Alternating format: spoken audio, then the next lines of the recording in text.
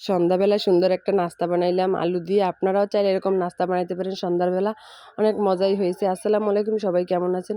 প্রথমে আলু ভর্তা করে নিয়েছি, এরপরে কর্নফ্লাওয়ার, ধনেপাতা, তারপরে কাঁচামরিচ পেস্ট কুচি দিয়ে সুন্দর মতো এই যে আলু ভর্তাটা ডলে নিতে আসি। এরপর সুন্দর মতো সব কিছু দিয়ে একবারে মাখা করতে হবে। সব ধরনের মশলাপাতি মানে কি ধনেপাতা এইসব দিয়ে মাখামাখি করার পরে সুন্দর করে এরপরে একটা চপের মতো একটা শেপ দিয়ে নিলাম। কোয়েল পাখির ডিমগুলো সুন্দর করে এর ভিতর ঢুকিয়ে দিলাম। কোয়েল পাখির ডিমগুলো দিলে ভালো হয়, ছোট ছোট, এই জন্য শেপটাও ভালো হয়। এরপরে সুন্দর করে শেপ দিয়ে নিলাম পিঠে আকারে একটা, মানে যেরকম মাংসের কাবাব বানায় সেরকমই আর কি বানাই নিলাম।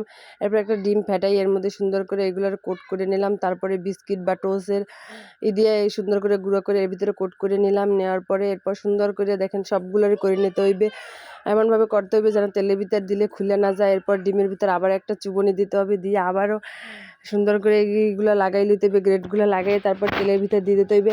আর এই তেলের ভিতর দিয়ে দিলাম সুন্দর করে, দেখেন গরম তেলের ভিতর, আর এত সুন্দর মুসমুসে হবে, লাল লাল করে ভাজতে হবে। আর হালকা জালে, মানে বেশি জাল দেওয়া যাবে না, হালকা হালকা মিডিয়াম আঁচে ভাজতে হবে লাল লাল করে। এরপর এগুলো সস দিয়ে খাইতে যে কি মজা, ভিতরে ডিমটা দেওয়ার কারণে বেশি মজা, কারণ কামড় দিলেই ডিমটা মুখে বাজে, অনেক মজাই লাগে। এরপরে সুন্দর করে পরিবেশন করলাম, অনেক মজাই হয়েছে সন্ধ্যার নাস্তা। আপনারাও ট্রাই করে দেখতে পারবেন বাসায়।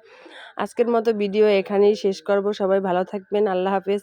পরবর্তী ভিডিও দেখার জন্য অপেক্ষায় থাকবেন।